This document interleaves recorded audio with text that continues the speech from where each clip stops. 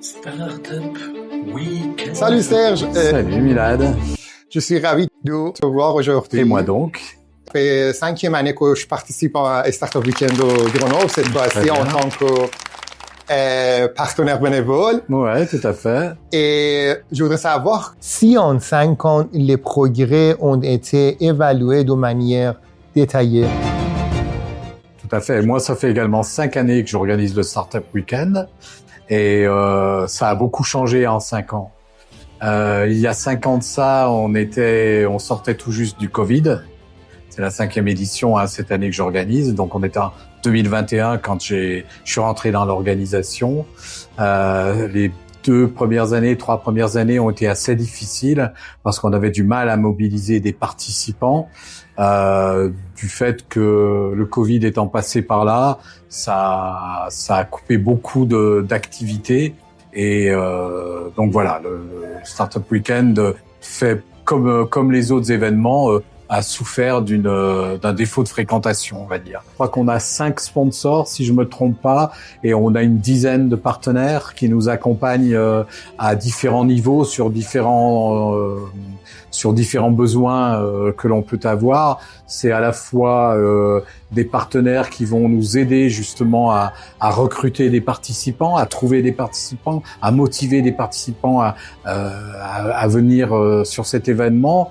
Et puis ce sont aussi des partenaires qui vont offrir des lots aux lauréats. Donc voilà, ça c'est le type de partenariat qu'on peut avoir. Et bien sûr, on a nos sponsors qui, eux, amènent de l'argent, car c'est un événement qui coûte de l'argent et il nous faut des moyens pour pouvoir le réaliser. Pourquoi on doit participer à Startup Weekend de Grenoble? Le Startup Weekend de Grenoble, comme tous les Startup Weekends de la planète, j'allais dire, c'est une opportunité unique pour les porteurs de projets qui sont en phase d'idéation, en phase d'antécréation, qui ont une idée, mais qui n'ont pas encore franchi le cap pour aller vers l'entrepreneuriat, de se tester en grandeur nature, j'ai envie de dire, sur un temps très court. Le Startup Weekend, c'est un bac à sable, en fait. Donc, on vient tester sa capacité à entreprendre. Et on vient surtout acquérir des outils, rencontrer des professionnels impliqués dans l'écosystème startup, pour arriver à passer effectivement du stade de l'idée au stade de l'entreprise. Quel pourcentage des projets qui ont participé auparavant à ce Startup Weekend continuent encore aujourd'hui? C'est difficile à dire, c'est très variable d'une année sur l'autre, mais on peut dire quand même que chaque année, on a 2 projets qu'on va retrouver dans l'écosystème 5 ans plus tard. Après, est-ce que les projets gagnants de Startup Weekend restent engagés et reviennent participer à l'événement? C'est pareil. On a tous les cas de figure en fait, on va dire. On a des startups qu'on va arriver à suivre et qu'on va retrouver dans le temps, et d'autres qui vont complètement disparaître. Et même les porteurs de projets, on les perd de vue parce que on n'a pas non plus la structure pour les accompagner et les suivre surtout. Et surtout, on les remet dans les mains de nos partenaires, et c'est plutôt les partenaires qui les suivent.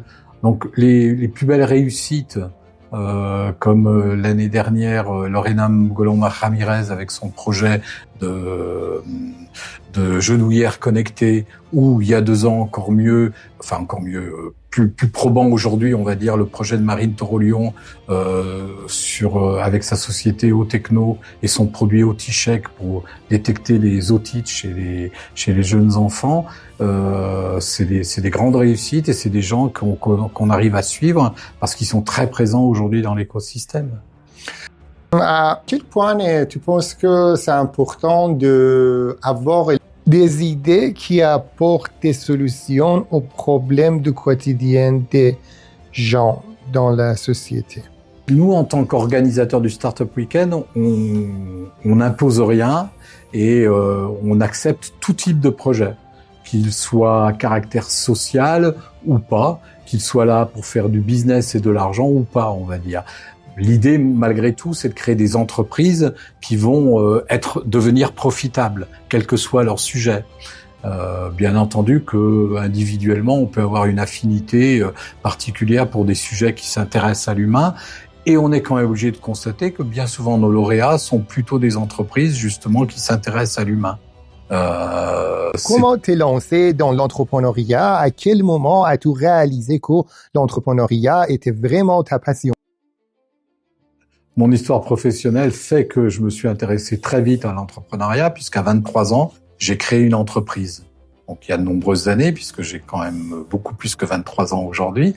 J'ai créé une entreprise qui était une agence de design industriel à Lyon. C'est une entreprise qui a vécu une quinzaine d'années, qui malheureusement a dû déposer le bilan au bout de 15 ans parce qu'un client important ne nous a pas payé, tout simplement. Donc, on n'avait pas une trésorerie exceptionnelle et donc on a été obligé d'arrêter cette entreprise. Et j'avoue qu'au bout de 15 ans, quand tu as tenu à bout de bras une entreprise, repartir de zéro, c'était quand même trop difficile. J'avais plus la niaque pour le faire. Malgré tout, ensuite, dans tout mon parcours professionnel, je me suis quand même intéressé à l'entreprise. J'ai eu plusieurs aventures, plusieurs projets professionnels. J'ai créé un bureau d'études dans une société qui à l'époque était une start-up dans le domaine de l'électronique. J'ai créé un autre bureau d'études dans une entreprise qui était une spin-off d'Air Liquide sur des piles à combustible à hydrogène, donc projet très très innovateur qu'il est toujours aujourd'hui. Et ensuite j'ai travaillé pour des sociétés d'ingénierie en tant que consultant ou chargé d'affaires ou chef de projet sur des missions qui ont toujours eu un trait quelque part avec l'entrepreneuriat en fait. Soit accompagner des startups, soit accompagner des grands groupes sur des projets nouveaux, des projets innovants. Voilà, il y a eu quelques autres expériences, on va dire, mais il se trouve que moi je me suis toujours intéressé quand même à l'entreprise et que j'ai souvent été en situation d'intrapreneuriat dans les entreprises. Je voudrais savoir si tu as connu des échecs dans ta vie professionnelle et comment tu as réussi à les surmonter pour te remotiver et continuer dans l'entrepreneuriat. Effectivement, oui, j'ai connu plusieurs échecs. Je sais pas si on peut parler d'échecs, mais d'échecs ou de fin d'aventure sur des projets professionnels. Comment j'ai rebondi? J'ai toujours eu la foi, on va dire. J'ai toujours pensé que c'était pas grave d'échouer, même si quelquefois ça m'a coûté beaucoup d'argent à titre personnel, mais c'était pas si grave que ça d'échouer et qu'il fallait effectivement trouver un autre projet, rebondir sur un autre projet. J'ai toujours eu cette envie de toute façon en moi et je me suis jamais laissé abattre, on va dire, par un échec. J'ai toujours pensé que quelque part il y avait un projet qui m'attendait, qu'il fallait que je trouve ce projet. Est-ce que tu penses qu'avec le développement de l'IA, on a besoin de plus d'entrepreneuriat qu'avant? Est-ce que tu as un avis là-dessus? Parce que certaines personnes pensent qu'avec l'IA, on va perdre beaucoup d'emplois. Mais l'IA aussi, d'autre côté, va créer d'autres jobs. Moi, l'IA, c'est un outil et il faut le considérer comme un outil. Il faut savoir garder une certaine distance par rapport à cet outil et pas penser que c'est un outil qui va nous avaler, mais au contraire que c'est un outil dont il faut qu'on apprenne à se servir, qu'il faut qu'on apprenne à utiliser. Donc, je suis pas très inquiet par rapport à l'IA. Je suis conscient que ça va transformer le monde professionnel, notamment, pas que professionnel, dans le privé aussi, dans notre vie privée, ça va être très impactant, bien entendu, mais il faut raison garder, j'allais dire, l'IA c'est un outil, l'IA sans humain, ça ne fonctionne pas. S'il y a plus d'humain, l'IA ne fonctionne pas. Pas sûr. C'est de la science-fiction. Pour moi, c'est de la science-fiction. D'accord. On va passer de ce sujet. On va aller sur... Si tu veux faire une petite explication sur l'entrepreneuriat, comment est-ce que tu décrirais ce mot? La définition de l'entrepreneuriat. Exactement. Ce sera quoi ta définition? L'entrepreneuriat,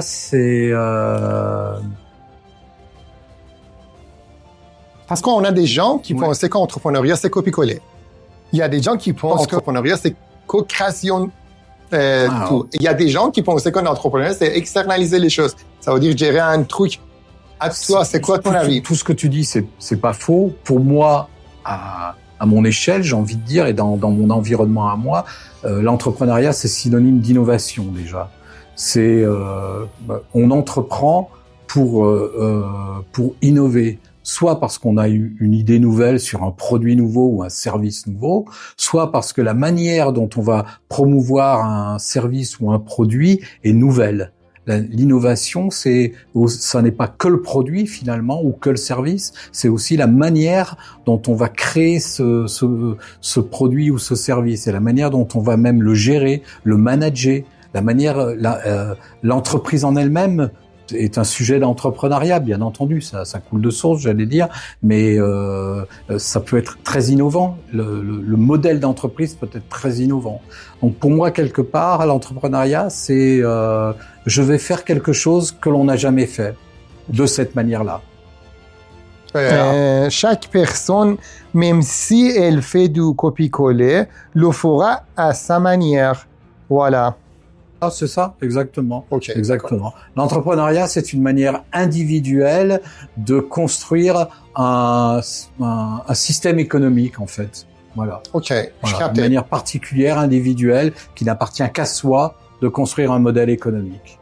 Ok. Mais pour toi, est-ce que l'entrepreneuriat signifie qu'on doit consacrer 100% de son temps à son activité ou est-ce qu'on peut aussi avoir des hobbies comme par exemple des activités sportives ou artistiques à côté de sa vie entrepreneuriale? Déjà, un projet d'entrepreneuriat, ça peut être ce qu'on appelle un B-side project, c'est-à-dire que ça peut très bien être un projet que tu mènes en parallèle d'une vie professionnelle déjà établie et que tu construis à côté un projet beaucoup plus personnel qui un jour deviendra peut-être ton occupation principale, mais qui peut vivre quelques années comme un B-side project. C'est pas une obligation, mais c'est un modèle qui peut être pertinent et tout à fait jouable. Créer une entreprise en faire quelque chose de rentable, c'est quand même bien souvent quand même un projet où tu t'y consacres à 100% à minimum, on va dire, voire plus, mais bon, on va dire 100% de ta capacité. Et je crois pas trop quand même à une réussite d'entreprise sans un investissement très important et qui a nécessairement un impact sur ta vie personnelle. Donc ta vie familiale, tes loisirs, etc. Moi, quand j'ai eu mon entreprise, c'est peut-être pas un modèle à suivre, mais je disais à ma compagne à l'époque, je suis absent du lundi matin au vendredi soir. Tu peux pas compter sur moi parce que je suis susceptible à tout moment de devoir prolonger ma journée ou intervenir à un moment donné sans que ce soit anticipé. Le propre de l'entrepreneur, c'est d'être réactif. Alors je sais que c'est un peu passé de mode aujourd'hui et que les gens souhaitent créer des entreprises en privilégiant leur vie personnelle, leur vie familiale, leurs loisirs, leurs hobbies pour le sport. J'ai pas d'exemple de réussite dans ce contexte-là. J'ai pas d'exemple. Je dis pas que ça n'existe pas, mais moi j'ai pas d'exemple. D'accord. Tu sais, mon projet c'est Why Not Me, pourquoi pas moi. Mm-hmm. Et j'aimerais savoir à quel moment dans ta vie professionnelle tu as réfléchi et tu t'es dit pourquoi pas moi. En fait, très tôt, mon premier employeur était un fabricant de jouets. Et ce fabricant de jouets, au bout de 3 ans, cette société avait été revendue à un grand groupe. Et le grand groupe s'est dit, je dissous cette entité, je ferme les portes de cette entreprise. Et à vous de trouver une autre solution. Alors il m'avait proposé une autre solution dans le groupe, mais qui me faisait déménager très loin. Et là, pour le coup, j'ai privilégié ma vie familiale. J'ai eu l'opportunité de rencontrer un autre industriel du jouet, toujours, qui m'a dit, écoutez, Serge, si vous vous mettez à votre compte, si vous créez votre entreprise, je vous donnerai du travail. Et c'est là où je me suis dit, pourquoi pas moi? pourquoi pas créer mon entreprise, pourquoi pas profiter de cette opportunité. J'étais jeune et un peu naïf, j'ai un peu souffert les premières années parce que, bien entendu, cet industriel, même s'il m'a donné du travail, c'était largement insuffisant à produire un chiffre d'affaires qui permette d'arriver à me verser même un salaire correct, on va dire. Donc j'ai un petit peu souffert au démarrage, mais voilà, c'est à ce moment-là que je me suis dit pourquoi pas moi. En quelques mots, comment t'es sorti de ta zone de confort? Parce qu'il y a beaucoup d'entrepreneurs, il y a beaucoup de gens qui ont envie d'être entrepreneurs, mais ils n'osent pas sortir de leur zone de confort, tu vois? Ouais, je comprends ce que tu veux dire. Alors, moi, j'avais dans ma famille, mon père était artisan. Donc, mon père était entrepreneur, en quelque sorte, à sa manière, à lui, en tous les cas, dans son domaine à lui. Et pour moi, c'était une référence. Donc le fait d'être entrepreneur ne me choquait pas et n'était pas quelque chose d'extraordinaire pour moi. Il fallait juste que quelque part, il fallait juste qu'à un moment donné de mon histoire, il y ait une opportunité où je me suis dit, ben voilà, c'est le moment pour toi de faire comme ton père. Quelque chose comme ça, quoi. Même si c'était pas le même type d'entreprise, même si c'était pas le même modèle économique, on va dire, c'était voilà, quoi. J'avais cette référence. À quel âge est-il trop tard pour l'entrepreneuriat? Il y a pas d'âge. Il y a pas d'âge. Je dirais que moi aujourd'hui, alors j'entreprends à ma manière en quelque sorte, mais je me vois pas créer une entreprise en fait. Je me vois pas créer une entreprise. Il faut être conscient que lorsqu'on crée une entreprise, on crée un risque. Il y a un risque d'échec. Il faut pas se fermer les yeux et se dire « moi je vais réussir ». On souhaite réussir, mais il faut être conscient qu'il y a un risque d'échec. Donc moi à 70 ans, j'ai 70 ans aujourd'hui, je ne créerai pas une entreprise parce que je veux pas me mettre dans une situation d'échec pénalisante économiquement, on va dire. Voilà, c'est ça, hein. Rater quelque chose que j'aurais entrepris, mais dans lequel il n'y aurait pas un enjeu financier fort, pourquoi pas? Mais je veux pas mettre en danger ma sécurité économique sur un projet d'entreprise. Après, il n'y a pas d'âge. J'ai un ami qui est en train de créer aujourd'hui une maison d'édition. Il a 84 ans. Il y a des personnes qui ont toujours été salariées et qui ont envie de sortir de cette situation, mais parfois, elles se demandent, à mon âge, est-ce que c'est encore possible de tout quitter et de recommencer un nouveau travail? Mauvaise question. Faut pas se poser cette question-là. Est-ce que j'ai envie de créer une entreprise? Est-ce que j'ai conscience de ce que c'est qu'un projet de création d'entreprise? Et est-ce que j'ai suffisamment d'énergie pour conduire ce projet? D'énergie et de résistance. Il faut énormément de résistance au stress pour conduire un projet d'entreprise. Donc, si tu es conscient de ça et que tu dis oui, je suis capable, il n'y a pas d'âge. Par rapport au Startup Weekend, c'est un événement qui est incroyable. C'est l'adjectif qu'on utilise le plus tout au long du Startup Weekend. C'est incroyable d'être arrivé à organiser ça. On s'étonne nous-mêmes chaque année d'être arrivé au bout de l'exercice et d'arriver à créer ces 3 jours formidables. C'est incroyable de voir l'énergie et l'envie, l'engouement des participants. C'est incroyable de réunir des coachs, de la valeur des coachs que l'on a aujourd'hui, qui sont quand même des professionnels qui acceptent de venir bénévolement jouer le jeu auprès des participants pour les aider dans leur projet de création d'entreprise. Et c'est incroyable le jury qui accepte de se mobiliser, les personnalités que l'on accueille dans notre jury pour venir évaluer les projets et encourager les entrepreneurs en herbe qu'on accueille chaque année.